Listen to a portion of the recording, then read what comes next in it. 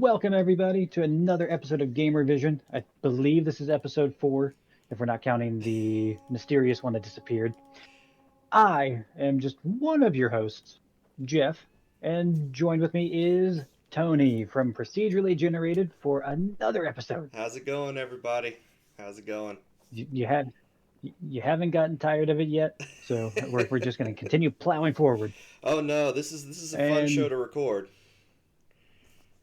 uh, well, today we're going to be talking about exclusives, the pros and cons of the potentially triggering world of exclusives. We're going to be talking about Microsoft, Sony, a little bit about Nintendo, and PC. I mean, you can't really talk about games without talking about the wonderful landscape of computers Yeah. with what Steam has done there. Um, you actually talked a little bit, or brought up just today's big announcement with the expansion of Xbox Game Pass, which is going to play into this whole exclusive conversation. Yeah. Because I know like that's Microsoft shifting the battlefield away from just a box Yeah. and I and having exclusives for a box. If I could have figured out a way to just shove these show notes aside so that you couldn't have seen them when we just talk XCloud today, I'd have figured out a way to do it because the announcement that they made today was a big deal. So Well, and you were actually enjoying some of the fruit from Microsoft's labor with yes.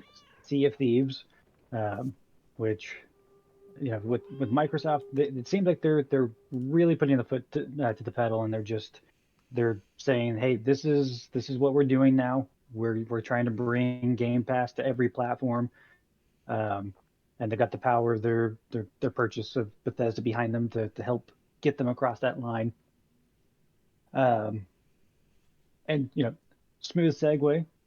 Speaking of Bethesda, uh, back in October when Microsoft purchased ZeniMax Media, the parent company of Bethesda, the makers of The Elder Scrolls, Fallout, and the upcoming Starfield, which hopefully comes out next year.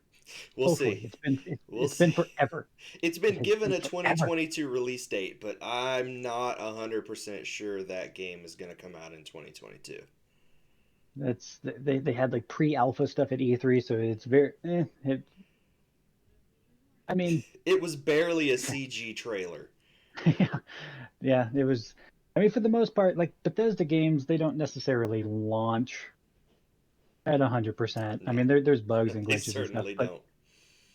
um, but with that purchase, it brought a very hot topic to the forefront about Absolutely. the importance of exclusives. And I know that there was one camp that kept saying, well, Bethesda's been working on some stuff, so Elder Scrolls 6 and Starfield should still Yeah. show up on my big white box that has a 5 on it.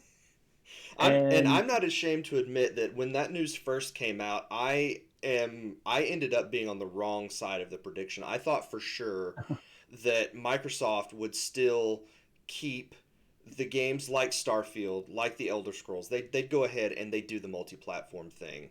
It just made sense to not lose out on the millions and millions of dollars that PlayStation yeah, users could give them. Or I thought maybe they would go the route of free for Game Pass users and paid for PlayStation users, and I was way wrong. that's I know that was kind of one of the topics that was discussed because of the Elder Scrolls 6 and Starfield, at least for those two IP. I mean, we've heard about Elder Scrolls 6 for a few years ago. Yeah, Starfield was announced a few years ago, so there was some speculation that they would have been so far into development that there was a possibility. I mean, there's a couple Bethesda titles that are still timed exclusive on PS5 yeah, with the Deathloop and yeah. I can't remember what they were, but I Tokyo. know there were a couple of games, Deathloop being the Yeah. one of them, that will Um, still show up on PlayStation at least for a little while. yeah, so like there was some speculation, but it is a very hot topic, and it's something that gets used by both camps Absolutely. uh to really I mean, there's really no other way to. The fanboys love to chirp on social media and across the internet about, well, my box is better because of XYZ games and they're only available on my system and blah blah blah. Yeah. And unfortunately, I was one of those people years ago. I think Years I ago, think every one of us were at some point.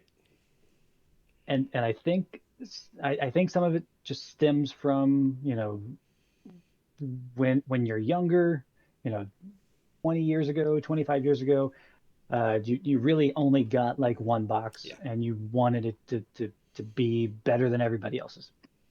Um, but we're reaching a point where that's really not much the case anymore. And of course, with Microsoft's big expansion today with Xbox Game Pass, just the huge resurgence of PC gaming over the last few years because of Steam and Epic Game Store and uh, good old games, and um, we're getting we're starting to get a lot more of the like cross play stuff, Yeah.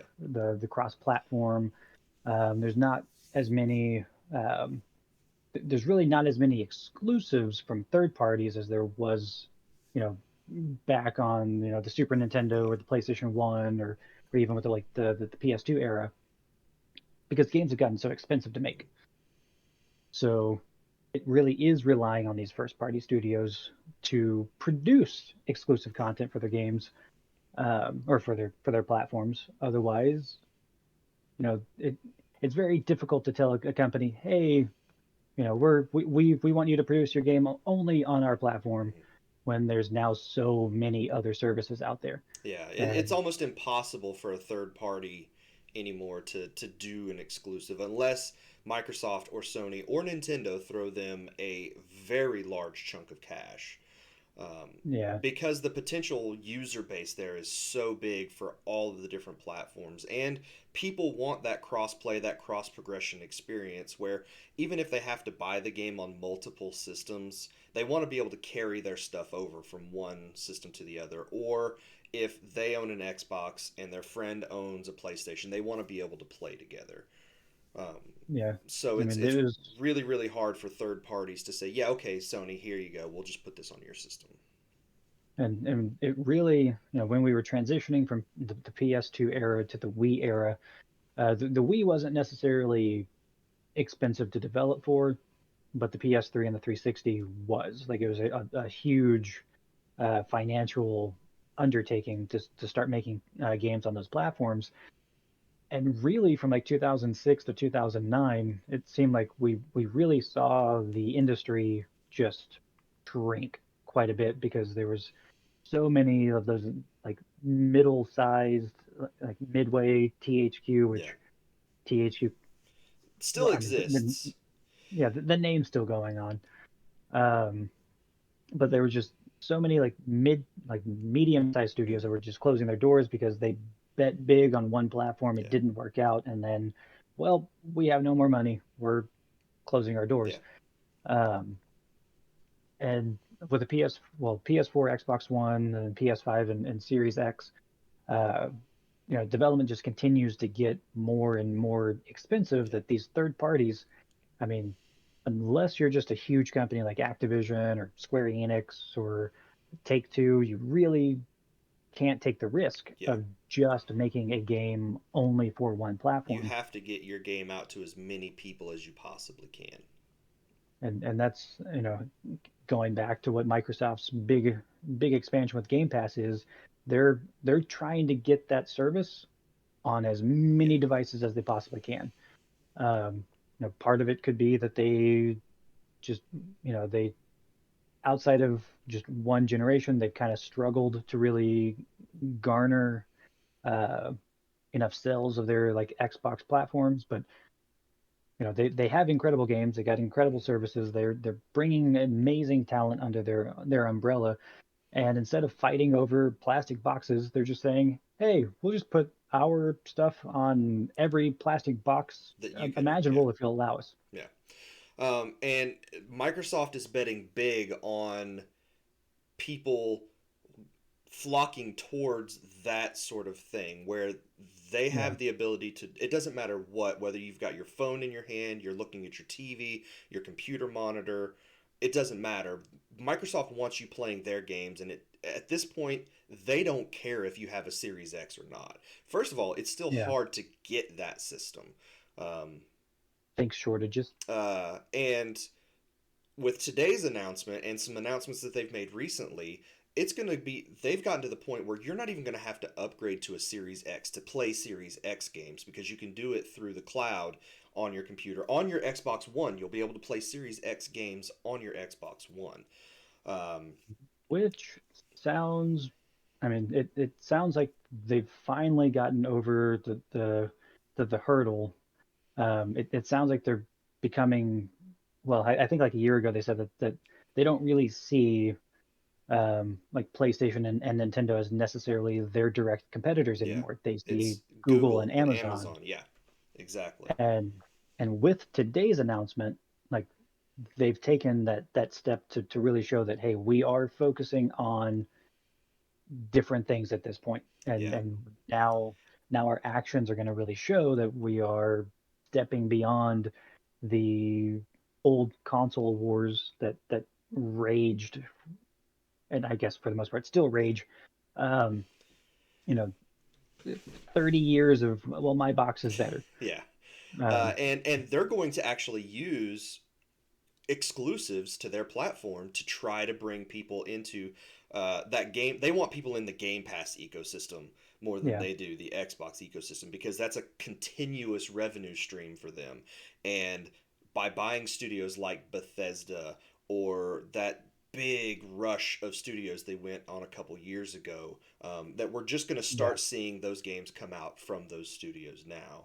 Um, Well, and to really, I don't know if for some of the people that are watching the significance of Microsoft saying, "Hey, we want you playing our stuff on Apple devices as Yeah. well." That's it. Like, Who would have thought you would be playing a yeah, like, Microsoft game on an Apple computer? and it just a MacBook on your iPhone, like it's just insane. Like if you went back to the 90s and you told somebody that, hey, Microsoft software, their services on an Apple device, like that just That nobody would have believed you. no, no. Um, And then on the other side of that, you've got Sony, who have had a little more luck recently with exclusives, from yeah, studios like Insomniac with Ratchet and Clank, or um, snagging Spider-Man, yeah, like the um, Spider-Man franchise, the Uncharted franchise, uh, Last and of Us. Something. Final Fantasy, even though it eventually comes to every platform, you still think of that as a PlayStation game. And right now, Final Yeah, Fantasy VII is still currently exclusive to the PlayStation 4 and the PlayStation 5. and that I'm still trying to figure out because when they brought it to PS4 last year, they said that it was a timed exclusive, Mhm. a timed console exclusive for PlayStation 4. Um, and then this year they release it for PS5, and like, what is that what you meant? Is like it's just like PlayStation console exclusive? Like, is this at some point coming to non-PlayStation hardware? Which I would think I'm it I'm has to sure at at some some point. point. Like Um, it seems, but yeah, like Final Fantasy does resonate more of like a PlayStation vibe to yeah. it, uh, And especially with Final Fantasy VII. exclusives are one of those things that I hate. I hate console exclusives, because there are a lot of people who can't play games because they can't get those systems, whether they can't afford multiple systems, and they want to play Halo and they want to play Ratchet and Clank, but they have to choose, Yeah, which one do I go with. Microsoft's made that a little easier now. If you want to play both, buy a PlayStation and then play Microsoft games through the cloud. um, yeah. It's like what, $30 a month for Ultimate? it's $15 a month. Oh, okay. I was way off. It's ridiculously well priced. I mean, And so for the cost of the subscription and the cost of a controller, that's all you need anymore to play Xbox games. Um, I hate exclusives though. I absolutely hate them, but I understand the need to have them. Like yeah, the at the end of the day, these companies are businesses and they want people buying their stuff. And the best way to do that is to get things that you can only experience on a Microsoft system or on a PlayStation system or on a Nintendo system. They're a completely separate thing, uh, yeah. I mean, really, yeah. from Microsoft and Sony. For the most part, Nintendo, since they never like for the like, it seems like with Nintendo platforms, they always kind of act as like They're a a sort of secondary device for people. yeah, they kind of act as like that supplementary, like, well, I'm going to get a PS5 and a Switch, or I'm going Yeah, to get an Xbox Series X and a and Switch, a or Switch. I'm going Yeah, to play on my PC and a Switch. Like Nintendo just they just they don't really have to worry about yeah. drawing attention to themselves because they just, you know, they just do their own thing. Yeah, up until the Switch, you bought Nintendo systems for Nintendo games. At least over Yeah, the last few years, because they lag behind the other two in terms of raw horsepower, graphical fidelity, yeah. all of that. Their games look phenomenal. Don't get me wrong, um, but they are a sort of a different type of experience to what you get on Microsoft and Sony. The Switch has Well, changed that a little bit because a lot of people now they want that gaming on the go experience, and so they would like to have the third party games coming over to the Switch that maybe we don't get. But and for the most part, from just kind of looking at it, Nintendo learned back in, or they realized towards the end of like the N64 to GameCube that in order for them to compete, they needed to do something different. They mhm, couldn't just go head to head with Sony and then soon Microsoft at that point. So they decided that they were going to do something different. Microsoft now is deciding, hey, we can't compete on the same landscape, so we are going to do something we're gonna different. change the landscape. Yeah, like you're fighting over here, we're gonna be over here. Yeah, Like we're gonna be doing the same things. We're gonna be, we're gonna be making games, we're gonna be making game services, but you can do your thing over here, we're gonna do our thing over here. And I mean, like Nintendo did it, Sega, they attempted to, and they went in too many different directions to try to find the next way to compete. Um, Sony seems to be kind of like, it seems like they're slowly deciding, hey, maybe we need to do something about this whole streaming thing. yeah, Um, but yeah, like and this might end up, causing some flames to erupt. But Sony and Microsoft are the same. yeah. They are. They really are. Sony buys companies, they buy studios, they buy developers, they do these exclusive contracts. I mean, Microsoft is just now doing it. They are the same. They make the whole point of gaming is to try to bring people together to play games. And from somebody who spent a lot of time in the PlayStation camp, Microsoft, as far as trying to bring new people into the gaming sphere, like Microsoft is doing a phenomenal job, Nintendo is doing a phenomenal job, and Sony is still trying to go after that serious, that that traditional, I yeah, guess, traditional, yeah, the like, traditional game player. yeah. And like I there's nothing wrong with what any of the companies are doing. Um, Yeah, and like I feel like there's people need to kind of calm down. hmm, Like I think that exclusives are still good because I like seeing what a game can do when it focuses solely on one yeah, platform or one service. yeah, and I get Um, that aspect of it, but I have come from me personally from an experience where I haven't always been able to get multiple systems. Recently, that's been different. I'm in a much better place financially now than I was a few years ago. And so I had to, going into a generation, pick which one that I wanted more than the other. And I had to look Yeah, at those exclusive titles. Which one are these do I want to play? And I've actually bounced back and forth between them. The Xbox 360 generation, I went Microsoft. The next generation, I went Sony with the PS4. And now I will go back to the Microsoft uh, ecosystem to start. I'll eventually have them both. Like I always do now at this point. Every generation, I get both because I can afford both. But I and very much understand those people who can't. that's kind of for the most part, even though I consider myself like a PlayStation loyalist or something, where like for the most part I will always try to get their hardware because I know the franchises that will be Mm-hmm. on in that box. Yeah. Um, the number of exclusives over the last 10 to 15 years has dwindled down, as we've talked about, with game development costs skyrocketing. I think we're eventually going to get to that point. That was it. David Jaffe a few years ago, maybe a decade ago, was talking about the one console future. Um, I think so, yeah. and I think there will come a day when we get to that point where it doesn't matter whether you're playing on a Microsoft box, you're playing on a Sony box, you're playing on a Google box or an Amazon box or a Nintendo box. It doesn't matter. Or the cloud. The video game console that you play on is going to be the same thing as a DVD player was, where Yeah. everything works. It doesn't matter what DVD player you have. You get a DVD, you can put it in a DVD player and it's going to work. The same thing is going to it's going to be the same thing with video games at some point. And it's just it's gonna happen, and we're getting closer and closer.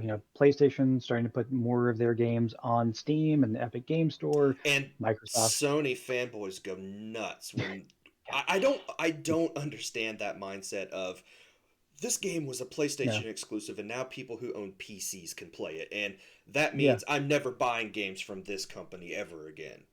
I Yeah. don't Like Horizon Zero Dawn came out in 2017, I yeah. think.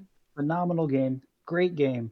Obviously, it's not going to continue selling millions Yeah, and it's millions of not making copies on Sony any PS4. money right now. Put it up there, so they're going to put it on something else, so they can try to get a And little bit more money from that title. it just it we're getting closer to this. I mean, at least one service. It might not necessarily be a box that everybody puts Yeah, games on, but at least, well, I say that PC. It'll be a PC. yeah, it will be. It'll The PC will yeah, eventually kill consoles. yeah.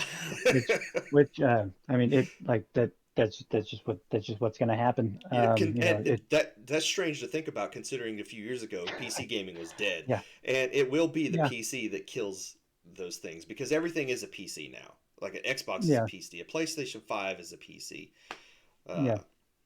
And so I mean, Nintendo's bringing in their stuff well, I mean, for the last like year or two, they've been bringing their stuff to like mobile devices like Android and iOS. Like we're getting away from just yeah. one piece of plastic that plays, Maybe it's a phone that exclusive everybody gaming. is eventually playing on because people nowadays are not opposed to connecting a controller to their phone to play games. Um, And that's another market that Microsoft is aggressively pursuing. yeah, yeah. You know, So but I think, I mean, this is again another topic that we can definitely dive a lot into. yeah, Exclusives, there's tons of pros, there's tons of cons to them. I Um, understand them. Just don't use them to fuel stupid fanboy wars. yeah, Everybody's like exclusives are great until the other company does it, and then they're the yeah, worst thing ever. Forgetting that the same yep. company that they support does the exact same thing as the other company. And just recently, Sony with Spider-Man, Hmm. Microsoft with Starfield. Yeah, It's going to happen. yeah. But I think this is a good spot to be able I to think so. to wrap up this episode too. We can just go on and on and on with these things. But I am Jeff, And I'm Tony. and we will see you with the next episode of GamerVision right here on the YouTubes. Make sure you're like commenting and putting suggestions and stuff. We'll see you, well, next week. Whenever the next episode comes out.